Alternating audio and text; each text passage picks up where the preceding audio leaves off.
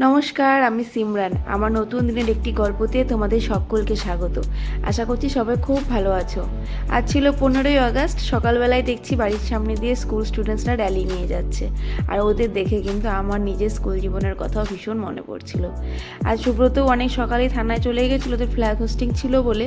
তবে আজ সারাদিন বাড়িতে বসে আমি কি করব আজকে ভেবেছিলাম, তাই আজকে আমি পুরো ঘরটা সাজাবো।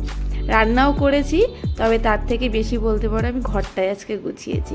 শিফট হওয়ার পরে সেরকম ফাঁকা সময় পাইনি, আর সারাটা দিন মিলেই শুধু ঘরের পিছনেই লেগেছিলাম।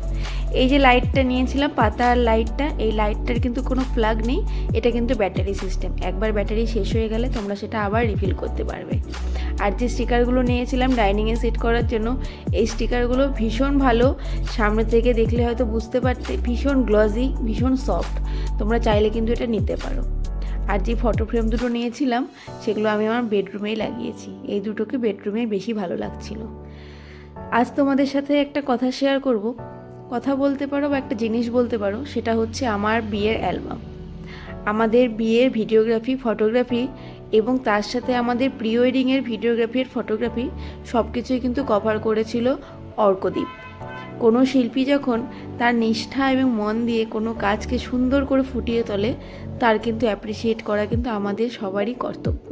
সে কারণে তোমাদের সাথে আমি আমার আজকে বিয়ের অ্যালবামটা শেয়ার করছি। আমাদের পেন ড্রাইভে ভিডিওটা আছে, কোনো দিনও সময় পেলে সেটাও তোমাদের সাথে শেয়ার করব।